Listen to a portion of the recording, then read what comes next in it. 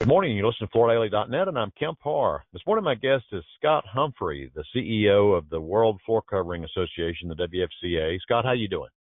I'm doing great, Kemp. How about you? I'm good. Before we get into the topic today, a little background on you. You've been in this role for a little over 12 years now, and I think you spent about 12 years at Shaw as well.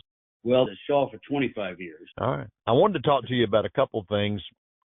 First off, I know you and Sam O'Krent, the chairman of the WFCA, took a trip to Washington a month or so ago. Tell us a little bit about that. Yeah, it was a great trip. We actually had more visits with actual members of Congress and Senate in this one than since I've been in this role. We met with the Congresswoman from North Georgia, Marjorie Taylor Greene. We met with both the senators from Georgia, Ossoff and Warnock.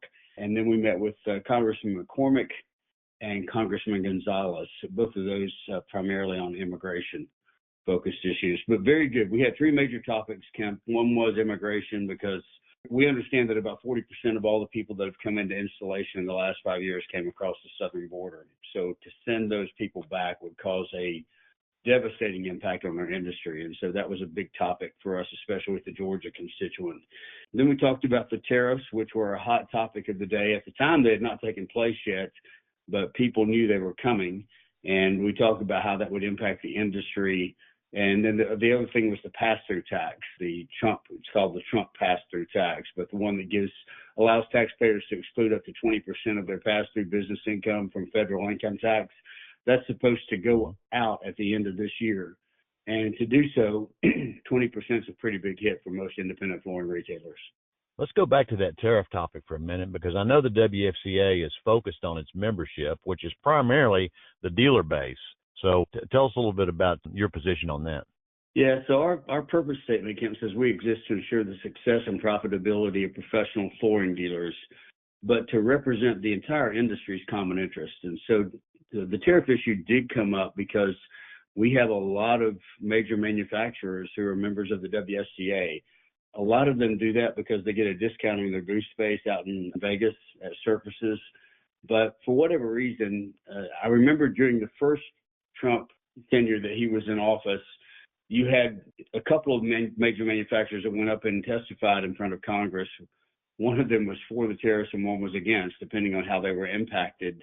I think you'd have somewhat the same with manufacturers now, but from a retail standpoint, if everybody's prices go up consistently, then the only big concern there is if prices go up so much that consumers put off the purchase and just say, you know what, we'll wait, or we don't have to do that right now. Okay, so another big hurdle for this industry is the lack of housing turnover.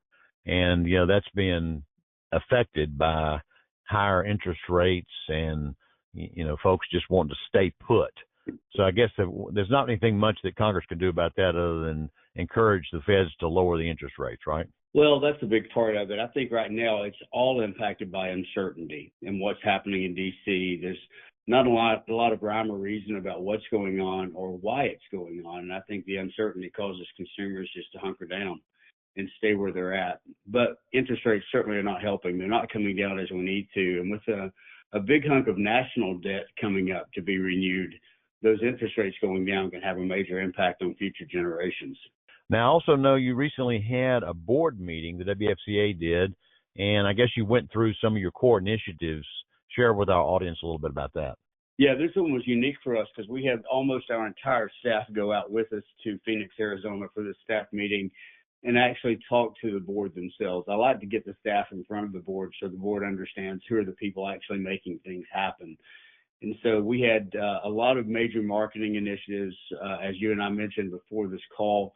We've got a new logo, a new color scheme that goes with everything. And one of our intents is to help everybody out there understand everything that the WFCA is involved in. Not only those entities we purchase like NFIC and FCITS, but also those that we help run like FCIF and FCEF, the ones that are managed primarily by the WFCA, and their key people report to me as part of their structure. And so we had all of those people out there speaking to our board.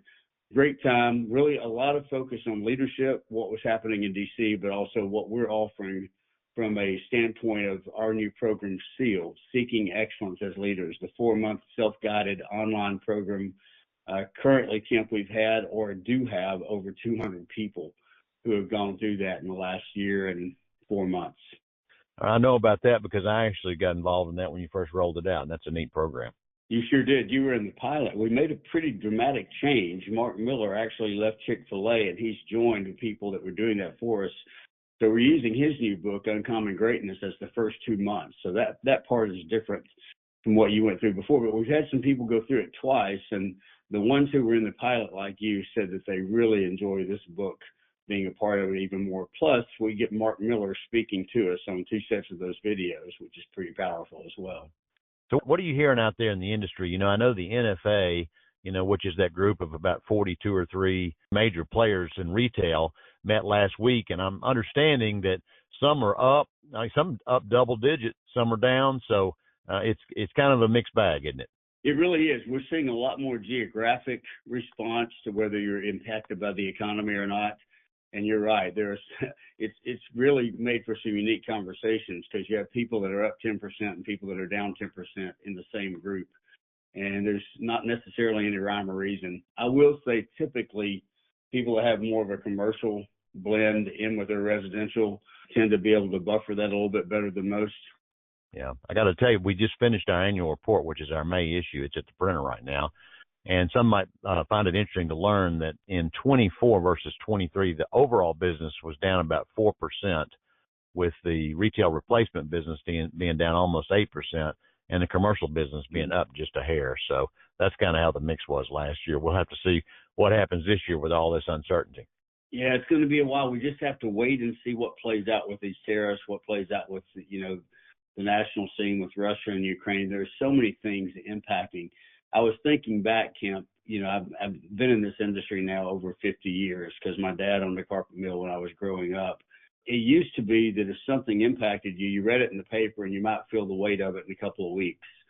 But with the media access that we have today, it's immediate. And you see that more than anywhere else in the stock market. The stock market immediately responds to what they fear the most. And so it's going to be interesting to see how this plays out when we get some stability. All right, Scott. Well, I appreciate you spending time with our listeners. Again, been talking to Scott Humphrey, the CEO of the WFCA, and you've been listening to Kemp Harr and FloorDaily.net.